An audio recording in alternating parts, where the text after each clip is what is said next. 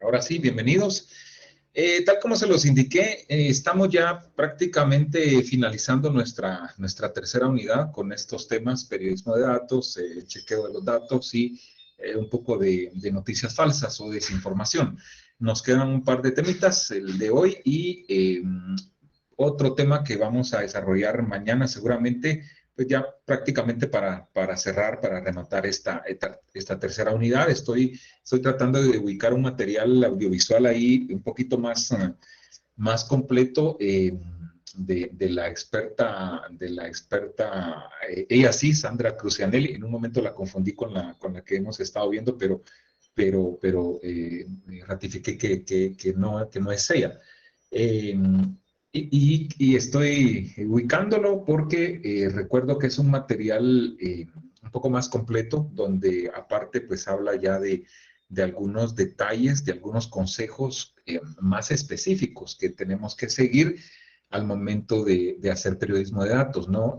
Habla también acerca de esas herramientas que son aliadas del periodista al momento de dedicarse a esa especialización. Entonces, seguramente mañana lo voy a ubicar y entonces ese va a ser prácticamente pues el análisis que haremos el próximo mañana, ¿verdad? Mañana jueves, que sería nuestra última actividad. Igual, pues, va a ser muy corta, ¿verdad?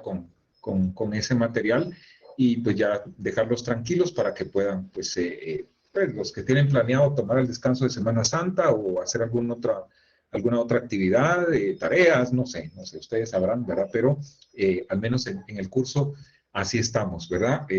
Gracias a Dios venimos bien en tiempo, no hay ningún problema, todo está conforme al programa, ¿verdad? Hemos avanzado bastante bien en cuanto a cumplir con lo que ahí se estableció. Recordarles que después de Semana Santa, por demás está decirlo, ustedes ya lo saben, en esa semana vamos a tener el parcial, el segundo. Yo no se termina esta semana sin que les ponga los temas específicos que tienen que estudiar. Van a ser un par de temas casi fijo, los audios de la radio, ¿verdad?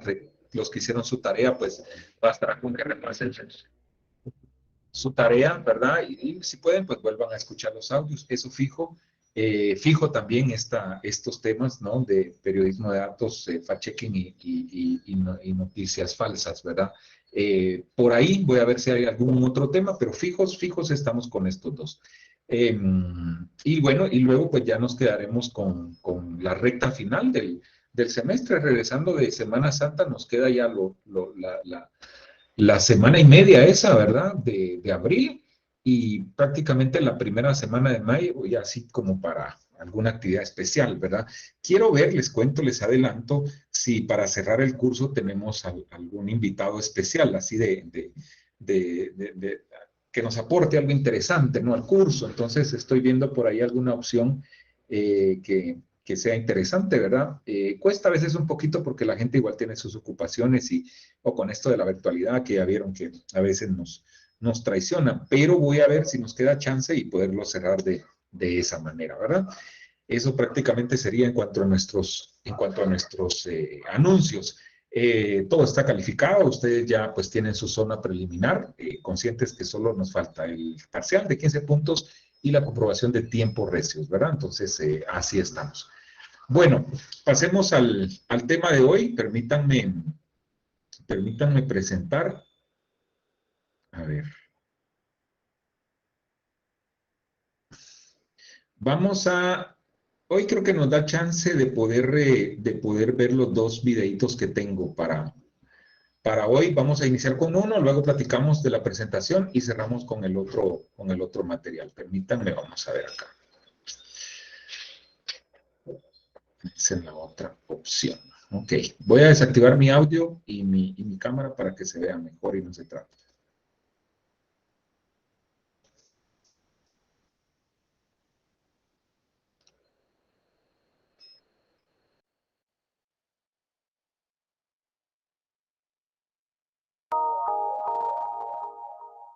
En esta cuarta y última clase vamos a ver dos cosas. Por un lado, cómo involucrar a la audiencia en el proceso de producción de los chequeos.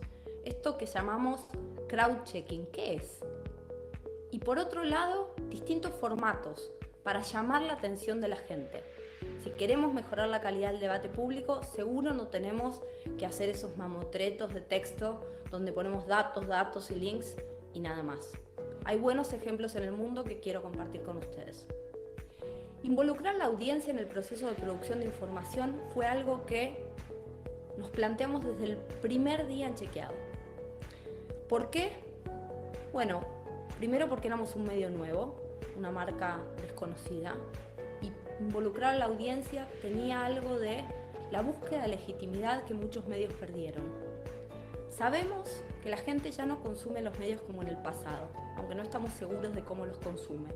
Pero cuando le preguntamos qué quiere, aparece como pista o como frase repetida: prefiero conversar, prefiero que no me bajes línea, sino que me escuches. Pensar entonces formas de chequear con la comunidad fue algo que nos interesó particularmente al equipo de Chequeado desde el inicio. ¿Qué hicimos? Varias cosas. Una, desde el principio le pedimos que nos manden propuestas de chequeos. Pero no es solo que le pedimos que las manden, le prestamos atención. Todos los lunes en nuestra reunión de redacción decidimos que al menos uno de los chequeos a los que vamos a dedicarnos en la semana haya surgido no de nuestras cabezas o de nuestras ideas, sino de nuestra comunidad. Recibimos las propuestas de chequeo no solo por las redes sociales, sino con una plataforma especial que creamos para eso. Pero además generamos distintos eventos en donde convocamos a la gente a que venga a chequear con nosotros. ¿Qué tipo de gente? Bueno, a los expertos le pedimos que vengan para tener las fuentes en vivo, a mano. Los periodistas, ¿quién es el mejor periodista? El que llega primero a la mejor fuente. ¿Qué hacemos nosotros para los chequeos en vivo, donde tenemos muy poco tiempo y mucha posibilidad de equivocarnos? Tratamos de traer a las mejores fuentes al lado nuestro. ¿Cómo más involucramos a la audiencia en el proceso? Hacemos regularmente chequeos de distintas cosas, o temáticos o de debates, donde podemos convocar a la gente. El más famoso que hicimos en Argentina, que después replicaron en México, en Perú y en Brasil, tiene que ver con chequear el único discurso que la Constitución obliga en muchos de nuestros países, que es el de apertura de sesiones del Congreso. Ese es un discurso algo así como que inaugura el año y que vale como rendición de cuentas del año anterior. Ahí la gente se involucra no solo viniendo a chequear con nosotros, sino también mientras escucha el debate en una pantalla, con la otra pantalla mandándonos sugerencias de chequeo. Pero también hay buenos ejemplos de otros medios. Por ejemplo, La Silla Vacía en Colombia, al que muchos conocemos y admiramos por su capacidad de innovar y sorprendernos y sorprender a su audiencia cada tanto, empezó a hacer chequeos de cadenas de WhatsApp. Abrió una cuenta y un número para que la gente le mande informaciones o contenidos sobre los que tenga dudas. ¿Y cuál es la innovación o cuál es lo interesante de esa manera de involucrar a la audiencia? No solo reciben de la gente la propuesta de aquello que le interesa que se chequee, sino que además le piden, una vez que deciden chequear esa información, que la persona se comprometa a compartir con el mismo grupo que recibió la noticia, muchas veces falsa, la respuesta del chequeo. Así, de algún modo, cerramos el círculo. Hay ciudadanos pidiendo que nos ocupemos de cubrir determinados temas y ciudadanos ocupados y preocupados porque la buena información circule. Para involucrar a la audiencia, si deciden hacerlo en algún momento, es central que esté muy clara la consigna, que esté claro el proceso, que tengamos expectativas transparentes y explicitadas. Los periodistas que convocamos a nuestra comunidad y la comunidad respecto de para qué los estamos convocando y qué vamos a hacer con su trabajo.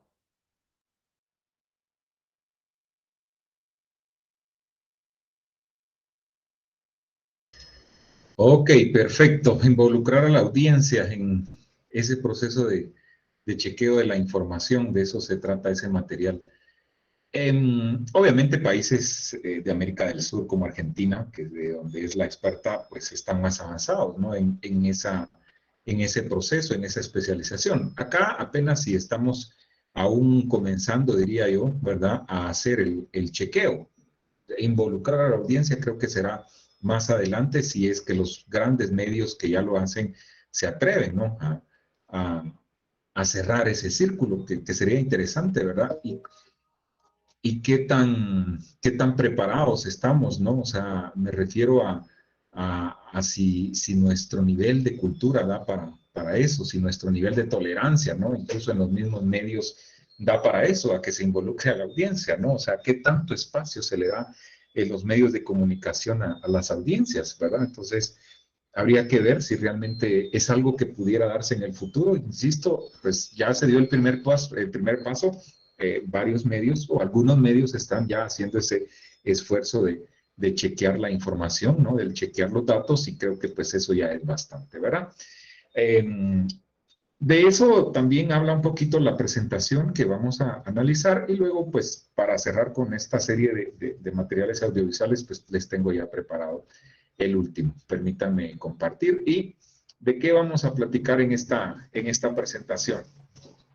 El boom del fact-checking y la vuelta a las fuentes. Cuando escuchamos la palabra boom, pues ya tenemos la referencia, ¿no? A qué nos estamos refiriendo, valga la redundancia, ¿no? Es algo que está en auge, algo que pues ha crecido, ¿no? En los últimos tiempos. Esa es la referencia que se nos viene a nuestra mente cuando escuchamos esa palabra, ¿no? Boom, una explosión, ¿no? O sea, algo repentino, ¿verdad? Que quizá no se tenía planeado, pues.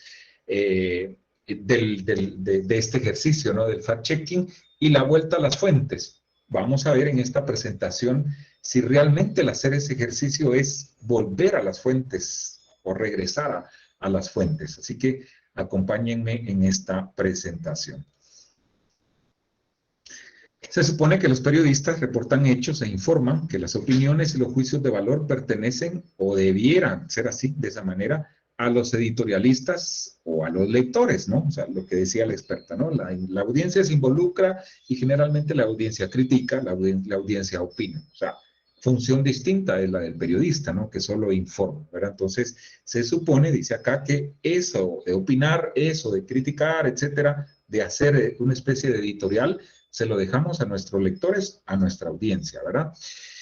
Ahora muchos otros informan y opinan. Eso es nuestra realidad, ¿verdad? Y los periodistas también informan y opinan, sin aclarar en algunos casos cuándo se hace cada cosa, ¿verdad? O sea, hay que tener cuidado. No es que el periodista no pueda opinar. Claro que el periodista puede opinar, pero para eso hay formatos plenamente establecidos que le van a permitir opinar, ¿verdad? Hablamos del editorial, hablamos de la columna de opinión. Podría ser también la crónica, que se dice que es un género periodístico híbrido, ¿verdad? Que permite informar y también permite opinar. Y no solo eso, algunos medios y profesionales de la comunicación parecen haber desistido incluso de la vocación de dejar de lado sus prejuicios y sesgos a la hora de informar. Por eso, hacer el famoso fact-checking, ¿verdad? Hacer el ejercicio de chequear los datos, verificación del discurso, en otros casos, ¿verdad? Tiene sentido. Y cada vez este ejercicio, cada vez esa especialización, si le podemos llamar de esa manera, está ganando más espacio en el periodismo mundial. ¿Por qué se está dando eso? Como decía el titular de la presentación. ¿Por qué ese boom? ¿Por qué ese auge? Bueno, gracias a la tecnología tenemos la capacidad de involucrar al instante en el proceso de verificación y producción de la información a un número mucho más amplio de personas, ¿verdad? Puede decirse que el fact-checking es una vuelta a las fuentes del periodismo. ¿Por qué? ¿Verdad? ¿Por qué? Porque esto lo explica más adelante. Pero con un agregado, oigan ustedes, gracias a la tecnología, en lugar de estar cerradas las fuentes, ¿verdad? En lugar de estar cerradas como en el pasado, ahora están mucho más abiertas al público y cualquiera con tiempo y ganas puede consultarlas, ponderarlas y chequearlas. Yo pondría aquí un asterisco, ¿verdad? Porque en países como Guatemala tampoco es que sea como que tan así, ¿verdad? O sea, hay aún dificultades en las fuentes para poder facilitar la información a los periodistas. No digamos al ciudadano de a pie, imagínense, si a los periodistas les cuesta, al ciudadano le cuesta mucho más, ¿verdad? Y recuerden ustedes que la información que manejan los estados es pública, ¿sí? Por eso es que se han aprobado leyes que permiten el acceso a la información. Pero aún así, en esas mismas normativas se han puesto como cuñas, se han puesto como barreras, ¿verdad? Que no hace que todo sea fluido como debiera ser. Claro que si yo le pido a una entidad del gobierno, cualquiera que sea, no sé, la nómina de los últimos viajes del ministro en el 2022, quizá a los encargados de poder preparar esa información les va a llevar un tiempo considerable. Pues, o sea, yo no puedo exigir que eso me lo den en 10 minutos, me explico. ¿Verdad? Muchas veces ahí raya un poco el problema, porque los periodistas, como siempre andan corriendo, ¿verdad? Pues todo lo quieren rápido, y ahí es donde se cae muchas veces en ese tipo de inconformidades, ¿verdad? Por cierto, les cuento, y eso sí, ya estoy por ahí viendo algún material rescatando algún material de años atrás, casi es seguro que vamos a también parte de la cuarta y última unidad, vamos a platicar un poquito, y eso es como un bono extra, ¿verdad? No se extrañen si no lo ven en el programa. Vamos a platicar un poquito acerca de la ley de acceso a la información, ¿verdad? La información pública. Por ahí es posible que pueda ir la línea del invitado especial, si lo logro contactar, alguien que conozca un poco más del tema, que tenga experiencia y que nos hable acerca de la ley de acceso a la información pública y qué tan beneficiosa ha sido para el país. Recordemos que es una normativa pues, bastante nueva, fue una normativa que se aprobó en el 2008, es el decreto 57-2008, o sea, es reciente, ¿no? Y qué tanto se ha avanzado al respecto, ¿verdad? Y así, ¿verdad? Detalles como que es la Procuraduría de los Derechos Humanos, el ente rector, ¿verdad?, de la información pública en el país, es la entidad que está supervisando constantemente a todas las entidades públicas, ¿verdad?, que le den un manejo adecuado a la ley de acceso a la información pública, etcétera, ¿verdad? Entonces, vamos a ver si por ahí es el tema de cierre y de ley, pues, van a tener ustedes la normativa, ¿verdad? Yo la tengo en PDF, o si no la pueden buscar en Google, ¿verdad? En PDF y algún material al respecto. Bueno, retomemos el tema. Su expansión en América Latina. Después de los Estados Unidos, ¿verdad? El fact-checking apareció en Gran Bretaña, ¿sí? En algunos medios en ese país, acá mencionan, por ejemplo, el Canal 4, y en Francia, en otros medios, ¿verdad? Aquí están en francés, y el famoso Le Monde, ¿verdad? Que es un medio muy prestigioso en Francia. Y posteriormente, ¿verdad? En América Latina, donde tuvo sus inicios, pues es en América del Sur, y justamente en Argentina, ¿verdad? Chequeado.com es uno de los espacios, una de las plataformas que inició con esto, ¿verdad? Ahí en Argentina. En América Latina, ¿verdad? Según registros, además de Chequeado, ¿verdad? Solo había otras dos iniciativas con menor nivel de desarrollo y pertenecientes a medios tradicionales, ¿verdad?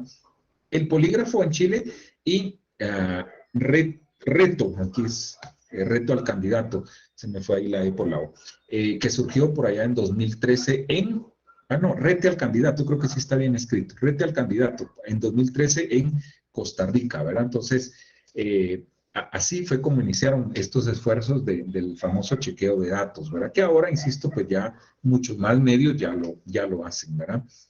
Aquí hay otros medios, ¿verdad?, que han surgido gracias a ese impulso de sus iniciadores. Detector de mentiras de la CIA vacía en Colombia, como lo decía en el video la experta. En Brasil también otros medios importantes como O Globo, ¿verdad?, tienen sus esfuerzos al respecto, ¿verdad? En Uruguay también, ¿verdad? Verdadero o falso, 2014, en El Observador de Uruguay, ¿verdad? Y hay otros medios. Vengámonos un poco más a nuestra realidad, ¿verdad? En Honduras está El Observador, en El Salvador está el famoso elfaro.net, ¿verdad? Que hace esos ejercicios también de chequear la información, y mucho periodismo de datos, mucho periodismo de investigación.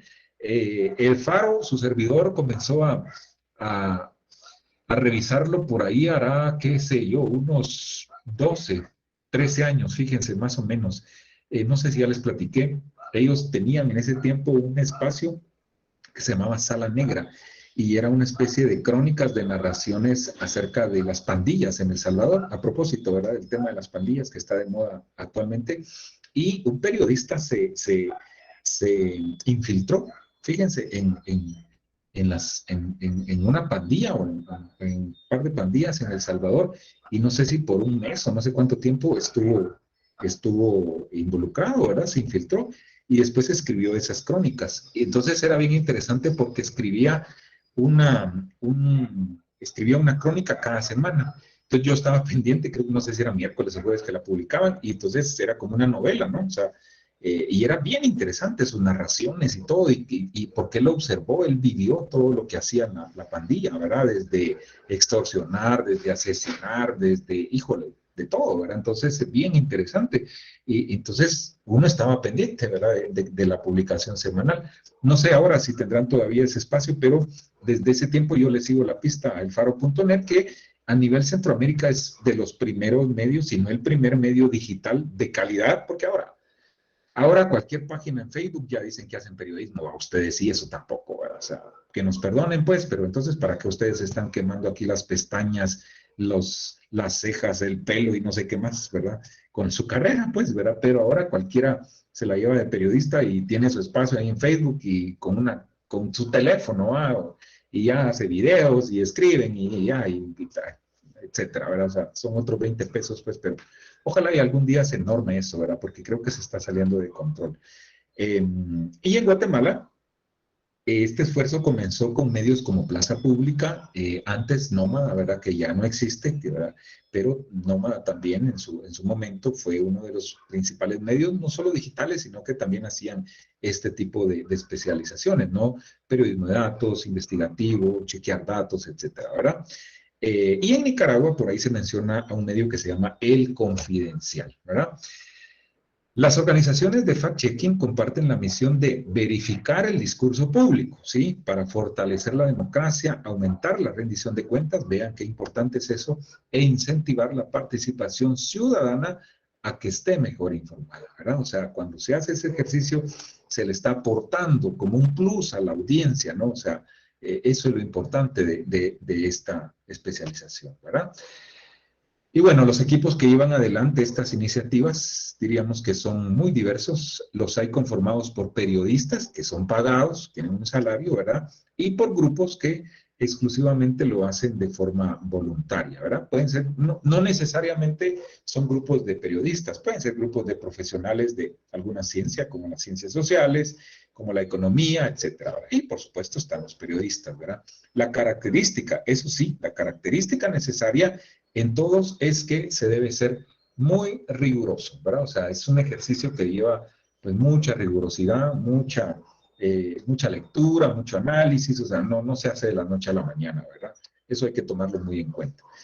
Y aunque muchas se mantienen desde hace años, ¿verdad? Ninguna organización logró ganar dinero con esta forma de hacer periodismo, ni descubrió aún un modelo que garantice que eso sea sustentable, ¿verdad? O sea, a menos que sea, pues, parte de un medio ya establecido, un medio masivo de comunicación masiva, ¿verdad? Prensa libre, por ejemplo, en nuestro país, ¿verdad?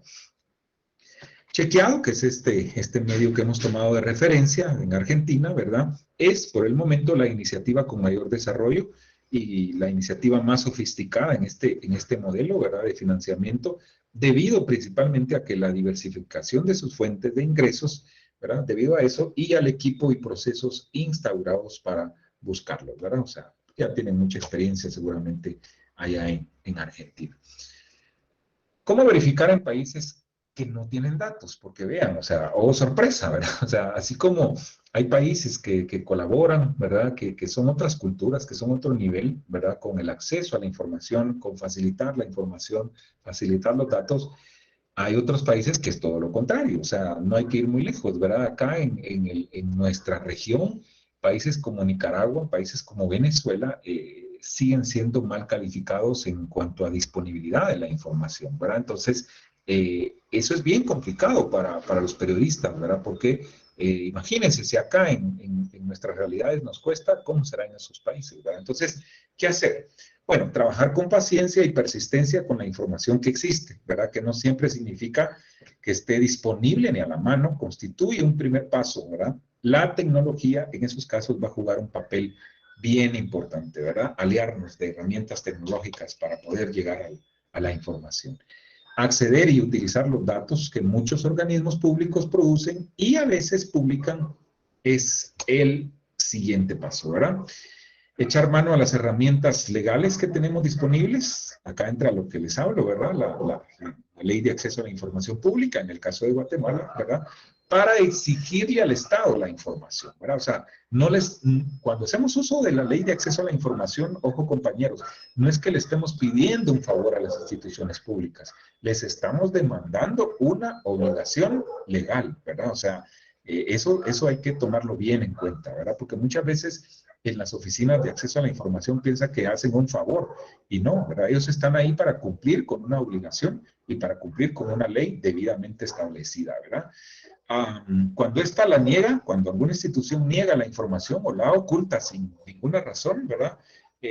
Pues ahí pues debemos de ingeniárnosla seguramente, ¿verdad? Es un paso necesario que debemos de dar.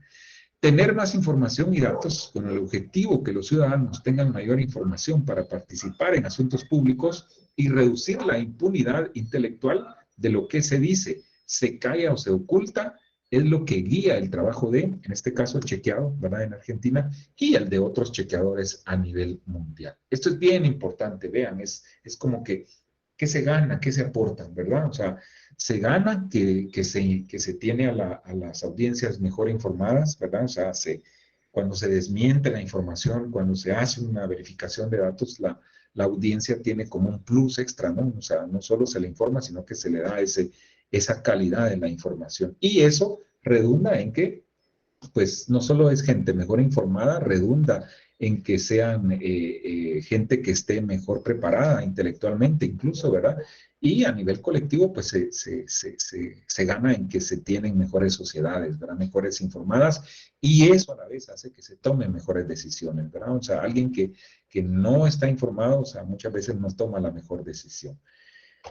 Perfecto, compañeros. Ahí estamos terminando con esta presentación, ¿verdad? Que tiene que ver, insisto, con esta serie, con esta unidad, ¿verdad? Periodismo de datos, chequear los datos y pues hablamos un poquito también de las famosas noticias falsas, ¿verdad? Hay un tema que está ligado con esto que tiene que ver con las fuentes, pero yo lo trasladé para la cuarta unidad porque lo vamos a enlazar con las fuentes de información que se abordan acá en Guatemala o que trabajan los medios de comunicación acá en Guatemala. Y creo que ya les hice un adelanto, ¿no? Fuente legislativa, judicial, política, etcétera, ¿verdad? Entonces, ahí vamos a unir ese tema. Permítanme presentarles el otro material y luego, pues, si hay algún aporte a la clase, alguna duda, pues, con gusto.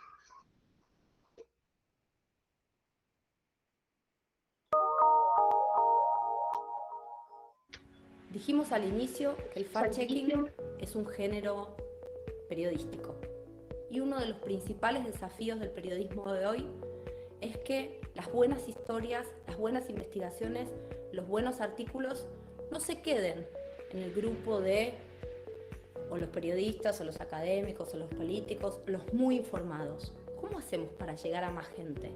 Es clave para todos los que somos chequeadores pensar nuevos formatos, pensar distintos formatos para llamar la atención de la gente, que no es solo el texto o la buena investigación con todos los links puestos a disposición de la comunidad. Tenemos ejemplos buenísimos. Por ejemplo, El Objetivo, que sale en el canal La Sexta en España y que conduce Ana Pastor, todos los domingos en el prime time dedica un segmento a lo que llaman pruebas de verificación. En las pruebas de verificación, la conductora Ana Pastor le hace preguntas a la chequeadora que va explicando y poniendo bajo el escrutinio público al líder y presentando los datos. Y además de presentar la afirmación, los datos y finalmente la calificación, explica muchas veces el proceso de cómo se fueron obteniendo esos datos y cómo se llegó a la conclusión a la que se llegó. Otro ejemplo muy interesante es más o menos reciente. En las últimas elecciones de Francia, redacciones de muchos medios, de medios tradicionales, medios que habitualmente en el día a día compiten por la primicia y las coberturas, decidieron aliarse y trabajar juntos en chequeos, en verificación de noticias falsas que circularan en el proceso electoral. Desarrollaron algunas herramientas, no estaban en un mismo lugar y entonces tenían que asegurarse, por ejemplo, trabajar en documentos compartidos. Y ahí, aunque parezca algo sencillo, sí, la verdad que usar Google Doc y poder ir viendo en tiempo real lo que otros van produciendo es muy útil y ayuda mucho. La iniciativa de Crosscheck contó con la asistencia y la coordinación de la organización First Draft, que se dedica a combatir las noticias falsas o paparruchas. Es un ejemplo que cualquiera de nuestros países sería bueno que pueda compartir. Comprometer a distintos medios, a distintos equipos de periodistas, a que trabajen juntos con el fin común de chequear e informar mejor a la audiencia durante el proceso electoral. Y un tercer ejemplo, que a mí me parece muy interesante, es de otro periodista, otro chequeador que les recomiendo mucho, así como les recomendé a Alexios Manzalis en la clase anterior. Se llama Craig Silverman, está basado en Toronto y es uno de los editores de la iniciativa contra las noticias falsas en BuzzFeed. Y por ahí les suena raro, pero sí, BuzzFeed tiene una de las iniciativas contra los fakes o las paparruchas más interesantes y más serias. ¿Qué hizo él? El desafío muchas veces con las noticias falsas no es solo detectarlas, sino que la gente advierta que efectivamente eso que creyó era mentira. Entonces este periodista decidió salir a la calle. Y entonces, como muchas veces decimos, los chequeadores en realidad volvemos a las fuentes del periodismo. Volvemos a las fuentes del periodismo porque trabajamos con algo tan esencial como chequear, pero usando la tecnología la ponemos a disposición del ciudadano. ¿Qué hizo Craig? Bueno, hizo lo que se hacía en la antigüedad, ir a la calle, hablar con la gente, mostrarles noticias, preguntarles si las creía o no y explicarle por qué, en el caso de que estuviera creyendo un disparate o una información falsa, esa no era cierta. Para terminar, quiero dejarlos pensando y retomar una frase que hace algunos años en un evento que llamamos LATAM Chequea, dijo la periodista colombiana María Teresa Ronderos. El fact-checking y el humor son un buen matrimonio, aseguró ella. En Chequeado lo probamos. Empezamos a hacer unas caricaturas para redes sociales donde resumimos los chequeos en 3 frases y algo que nos genera risa. Así empatizamos con la audiencia y probablemente lleguemos a personas que o no nos conocían o no entraban a nuestro medio antes de que usáramos este recurso. Por eso la invitación a todos ustedes es que además de producir periodismo de calidad, se devanen los sesos en pensar las formas en las que entregan a la audiencia cada vez más exigente ese buen periodismo.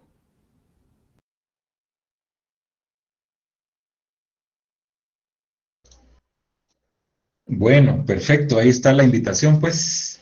Este es el último material de esta serie, ¿verdad? Insisto, ya solo nos va a quedar uno, pues, que es de otra experta, ¿verdad? Un poquito más completo, ¿verdad? Para cerrar con broche de oro esto. Preguntas, dudas, aportes, soluciones al alto precio de los combustibles.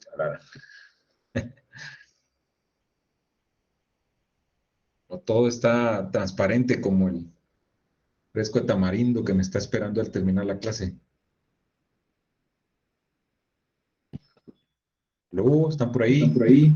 Lick, una pregunta, siempre, buenas noches, siempre va a subir los videos, porque fíjese que yo ahorita estoy todavía en mi trabajo con mis datos y como estoy entre bosque, cuesta un montón que entre la señal y casi no muy bien.